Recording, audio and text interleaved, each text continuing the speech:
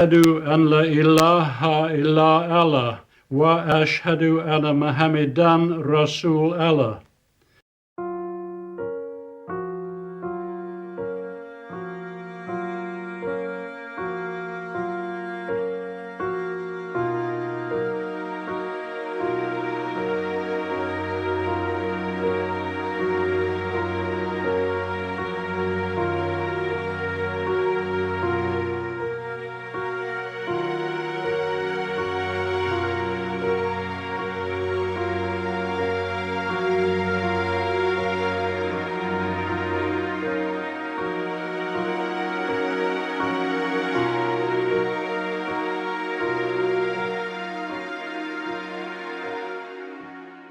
I witness that there is no God but Allah, and I witness that Muhammad is his prophet.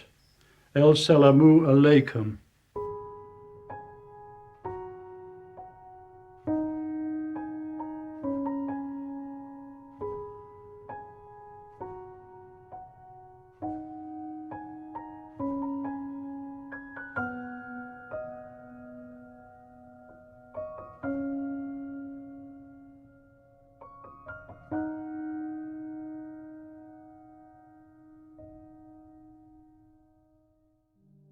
My present appointment as a head of an electrical department in a university in London.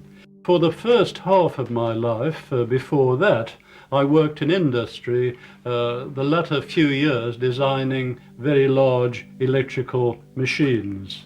So most of my life has professionally been devoted to electrical engineering primarily, also mechanical engineering, and I have spent much of the rest of my time studying and researching in parapsychology, psychical research. I am here in this conference because you, my colleague, and I decided that we would offer a paper on some unusual states of consciousness which are not very much the concern of normal science, but which are certainly dealt with in the Quran and Hadith. I would just like to add that our findings together showed in the paper which has been presented to the conference that this coincides with the Quranic ayat which I may read in Arabic. بسم الله الرحمن الرحيم الله يتوفى الأنفس حين موتها والتي لم تمت في منامها فيمسك التي قضى عليها الموت ويرسل الأخرى إلى أجل مسمى إن في ذلك لآيات لقوم يتفكرون.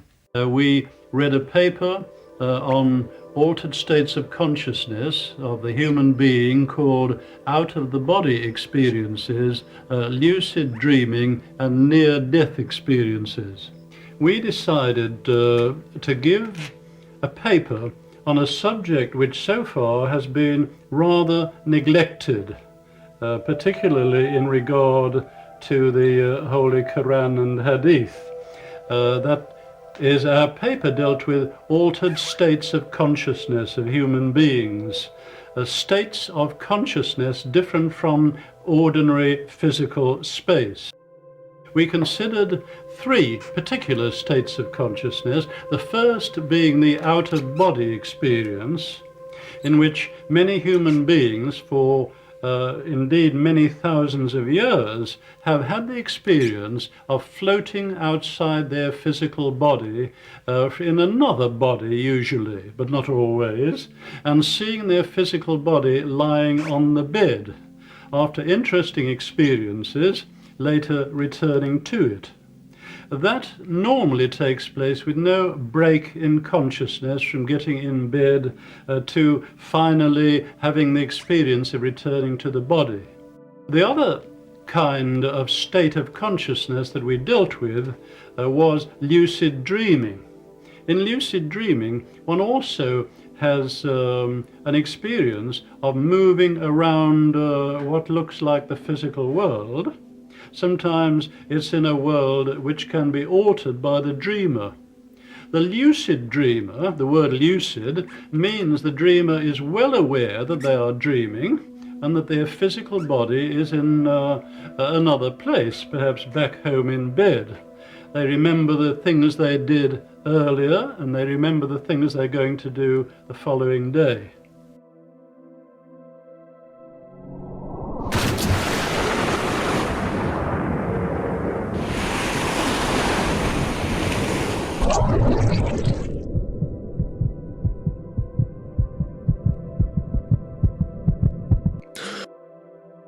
It has been found possible to communicate with a lucid dreamer through the action of their physical body.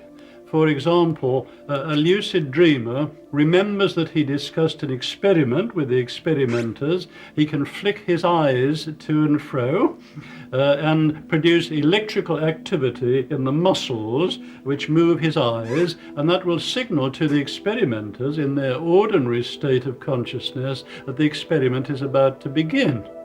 And then he can perhaps lift a weight and let a weight down to the ground again in his dream, and it has been found that certain electrical activity occurs in the muscles of his arms and legs. That is the sort of experiment that can be done to study that particular state of consciousness called lucid dreaming. The final of the three states of consciousness we considered in our paper was the near-death experience.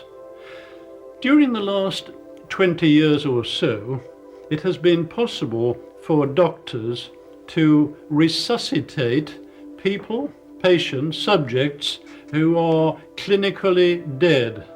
That is, they have no heartbeat, no breathing, no electrical brain activity which can be recorded.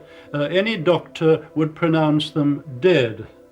Sometimes subjects having an experience of that kind have heard themselves pronounced by a doctor or by other friends around or others to be dead.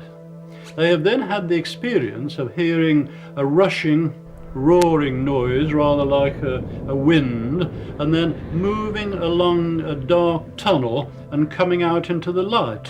Until relatively recently, as I explained, I didn't know very much about the scientific work which is to be found in these religious teachings. Finding out about that made me think very deeply. لو سألت أي واحد من الأديان الأخرى وقلت له هل معجزة نبيك الآن يمكن أن تشاهدها؟ يقول لك لا، هذا أمر حدث في الماضي وليس لنا منه إلا الرواية. لكنك لو سألت المسلم هل معجزة محمد باقية؟ قال نعم، هذا هو القرآن. ولذلك قال تعالى: قل أي شيء أكبر شهادة قل الله شهيد بيني وبينكم وأوحي إلي هذا القرآن لأنذركم به ومن بلغ. ولكن يتساءل الإنسان ويقول: ما طبيعة الإعجاز في القرآن؟ أنا إذا رأيت العصا تضرب البحر نصفين قلت هذا لا يكون إلا من عند الله. إذا رأيت عيسى عليه الصلاة والسلام يحيي الموتى قلت هذا لا يكون إلا من عند الله. فكيف أعلم أن هذا القرآن هو من عند الله؟ القرآن يجيب. قال تعالى: لكن الله يشهد بما أنزل إليك، أنزله بعلمه، أي أنزله وفيه علمه. فالقرآن كلمات ولكنها تحمل معاني، تحمل علوما. هذه العلوم التي في القرآن هي علوم نهائية. فإذا تقدم البشر في مجال من المجالات التي ذكرها القرآن علموا أن الذي ذكره القرآن هو الحق. وهذا العلم يزداد للبشر جيلا بعد جيل، فهذه المعجزة تتجدد جيلا بعد جيل وزمنا بعد زمن. ولذلك هذا ما نعنيه بأن معجزة محمد صلى الله عليه وسلم باقية ومتجددة.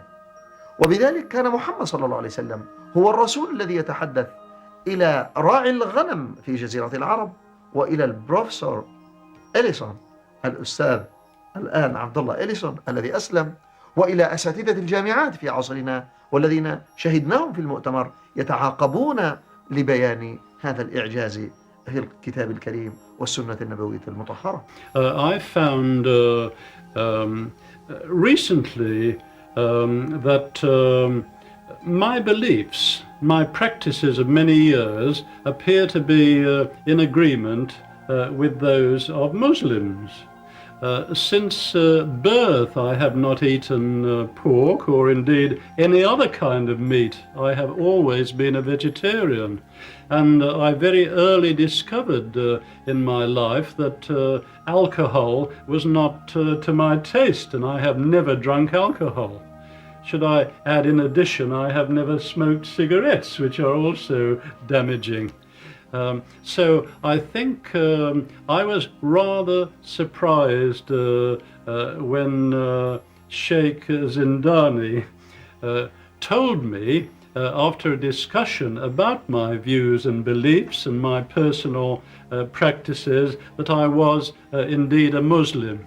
And of course I was only too happy, as I have always been happy, to tell anyone who wishes that these are my views and beliefs. So I have been very happy this week to join the Muslim family of brothers and sisters, and I have been overwhelmed with the joy and the friendship, brotherliness and sisterliness that have been showered upon me.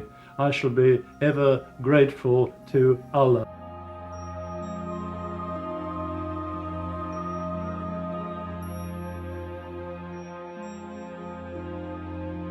Knots, chains, filaments, cosmic web, networks, all these words are semantically associated with the Quranic word al-hubab.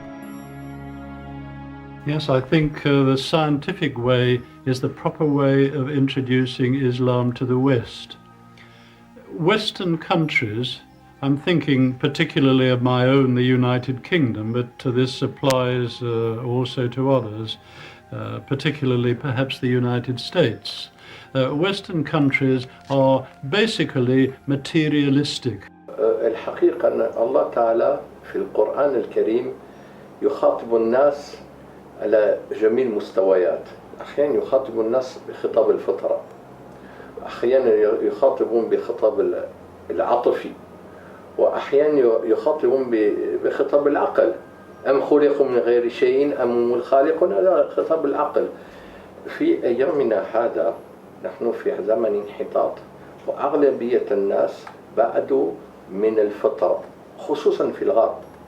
إذا لما تخاطب الناس لا يعرفوا لغة العربية ولا ممكن أن يشعروا بجمال القرآن وليس لهم إلا الخطاب المنطقي، فالبرهان بالإعجاز العلمي يأتي مناسب لأن يصادف عقولهم، لأن هذا الشيء منطقي فعلا. مثلا الآن لما أرى أن القرآن يصف من مراحل تطوير الأجنة في الرحم، وهذا ما وجدنا إلا بالمجهر الإلكتروني في السنوات الأخيرة، أعرف أن هذا صحيح.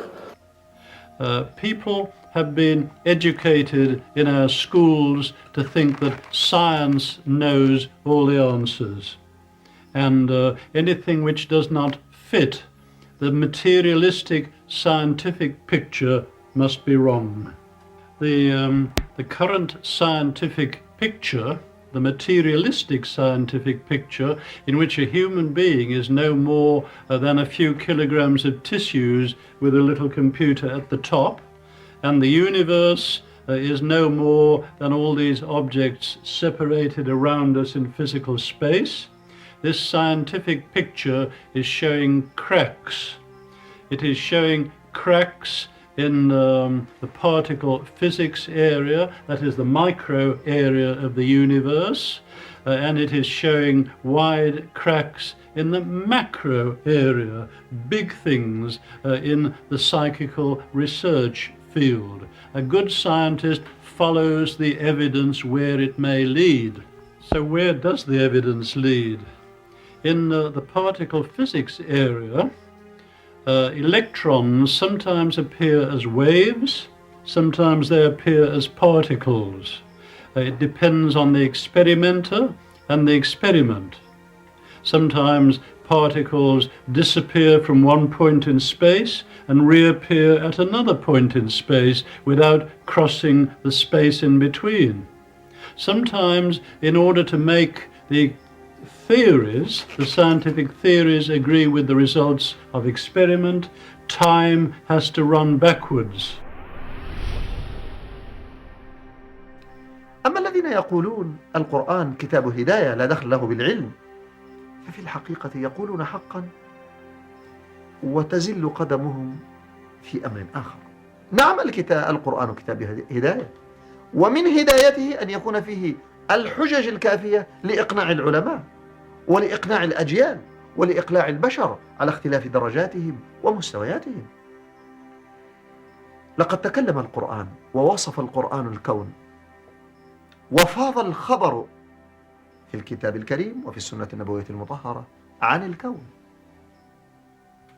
وأهل عصرنا ومنهم البروفيسور إليسون درسوا هذا الكون، فالتقى العلم البشري مع النص القرآني والنبوي في ميدان واحد.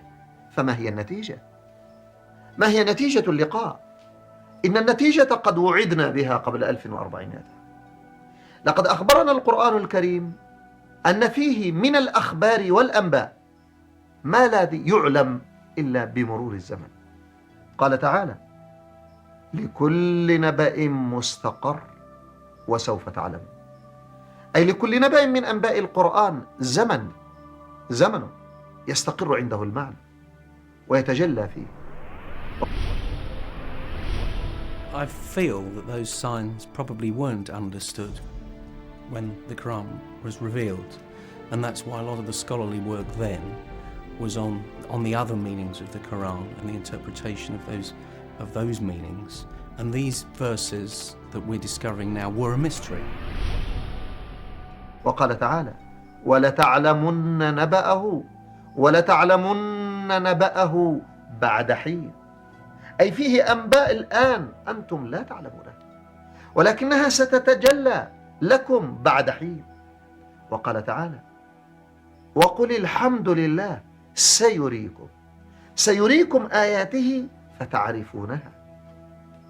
أي أن هذه الآيات التي كانت مسموعة للأجيال السابقة أصبح الكثير منها لنا مشاهد، فجمعنا نحن في عصرنا في الآيات الكونية بين السماع من النص القرآني والمشاهدة من الواقع الكوني. فكانت النتيجة أن تبين لنا وللكافرين، ازداد المؤمنون بيانا وإيمانا بأن القرآن هو الحق.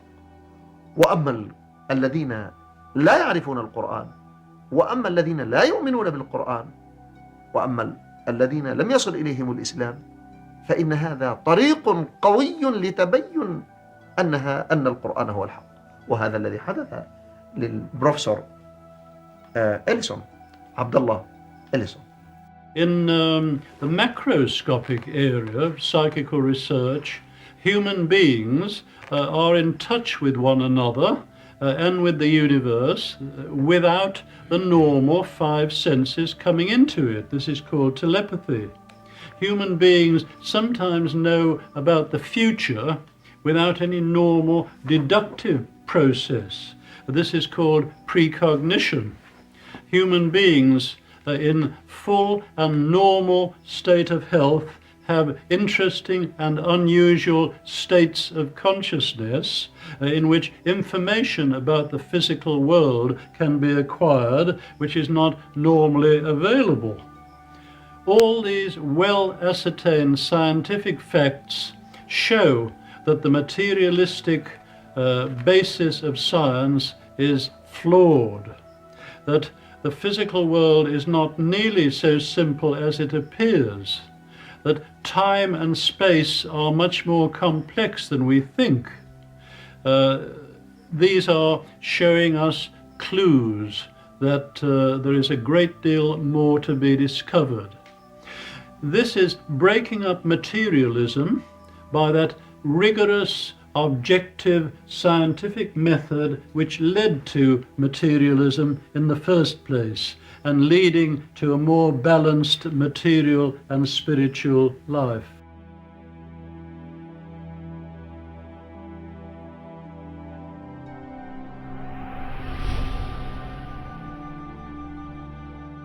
how scientific Islam could be.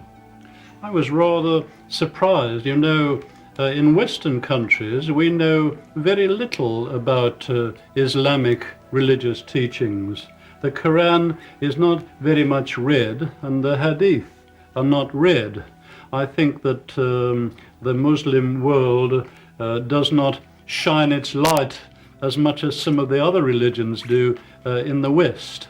But I was very surprised to learn quite recently of the scientific statements which are to be found in Quran and Hadith. I was very surprised to find that there are these statements about psychical research matters, which Dr. Yahya has quoted.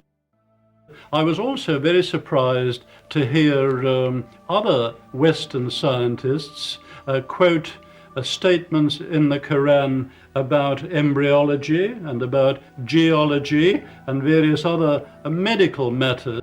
The stages of embryonic and fetal development mentioned in the Quran should be used when teaching Muslim students because they are in accordance with our modern understanding of the development before birth. It will also enable Muslim doctors and nurses to explain human development to their patients using Quranic references. Some of those facts not having been discovered until the years of the present century. As the Quran and Hadith are some 1400 years old, that surprised me very much and made me wonder what the source could be. Muhammad could not have known these facts about human development in the 7th century because most of them were not discovered until the 20th century. Muslims and others are justified in concluding that these facts could only have been revealed to Muhammad by the one who knows all about us, not only about how we developed, but how we live and function. I would like very much to establish in London an important centre in the West as an Islamic scientific research institute to study science, especially those areas of parapsychology and complementary medicine which are so weakly supported at present in the modern scientific world. I have a duty to tell other scientists what I discover. And I have discovered certain remarkable scientific things in Quran and Hadith. So I think it's my duty to tell them that they should read these books because they would find their scientific imagination stimulated. They would find new experiments, possibilities of scientific research would arise in their minds. So we Muslims should shine the lights of Islam on the materialistic scientific world and using those rigorous methods of science which led to that materialism, reintegrate our brothers in that world with a little deeper truth about the universe in which they find themselves and about their own natures. Allah be praised. I called myself Abdullah Ellison.